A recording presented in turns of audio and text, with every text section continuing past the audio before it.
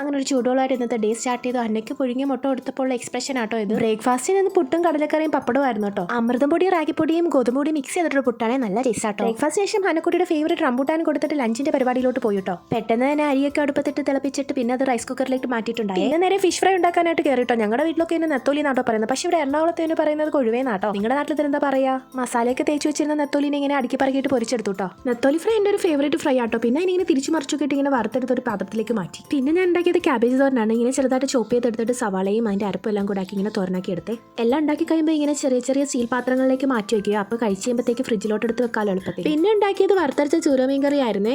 പിന്നെ സൈഡിൽ ഇരിക്കുന്ന പയറ് പച്ചക്ക ഉടച്ചതാണ്, അത് കാണിക്കാൻ വിട്ടുപോയേ. ഇതെല്ലാം കഴിഞ്ഞ് തുണി എടുപ്പത്തേക്കും വെയിലൊക്കെ അങ്ങ് പോയി. പിന്നെ ഇതിന്റെ സ്റ്റാൻഡിൽ അകത്ത് തന്നെ വിരിച്ചിട്ടു കേട്ടോ. ഇങ്ങനെ മഴ വരാൻ പോകുന്ന പോലെ തോന്നിയിട്ട് പിന്നെ ഇതിനടുത്ത് പുറത്ത് വെച്ചതുമില്ല ഞാൻ. ഇനി ഒരു മാങ്ങയൊക്കെ കട്ട് ചെയ്ത് സ്നാക്കായിട്ട് കഴിച്ചിട്ട് കുളിച്ച് ഫ്രഷ് ആയിട്ട് ഹനക്കുട്ടി ഞാനും കൂടി ഹനക്കുട്ടിയുടെ മ്യൂസിക് ക്ലാസ്സിലേക്ക് പോവാട്ടോ കേട്ടോ. ഓട്ടോയിൽ സാധാരണ വെള്ളിയാഴ്ച മാത്രമേ ഉള്ളൂ ഹനക്കുട്ടിക്ക് മ്യൂസിക് ക്ലാസ്. പക്ഷേ ഈ ആഴ്ച സാറ്റർഡേയും സൺഡേയും എല്ലാം ക്ലാസ് ഉണ്ട് കേട്ടോ. മ്യൂസിക് ക്ലാസ്സിൽ നിന്ന് ഇറങ്ങിയിട്ട് നേരെ എന്നെ വലിച്ചുകൊണ്ട് സ്നാക്ക് ഷോപ്പിലോട്ടാണ് ഹനക്കുട്ടി പോയത്. ഇവിടെ ഇങ്ങനെ പോയി നിൽക്കുമ്പോൾ ഹനക്കുട്ടിക്ക് ഭയങ്കര കൺഫ്യൂഷനാ, ഏത് വാങ്ങും എന്ത് വാങ്ങുന്നു. പിന്നെ അവൾക്ക് ഇഷ്ടമുള്ള കുറച്ച് സ്നാക്സ് ഒക്കെ വാങ്ങിയിട്ട് ഞങ്ങൾ നേരെ പിന്നെ നടന്നാട്ടോ വീട്ടിലേക്ക് വന്നത്. വന്ന പാടെ ഹനക്കുട്ടി സ്നാക്സ് കഴിക്കാൻ കയറിയിട്ടുണ്ട്. അപ്പോൾ ഇന്നത്തെ വീഡിയോ ഇത്രയേ ഉണ്ടായുള്ളൂ. ഇഷ്ടമായ ഒരു ലൈക്ക് തരണേ. ബൈ.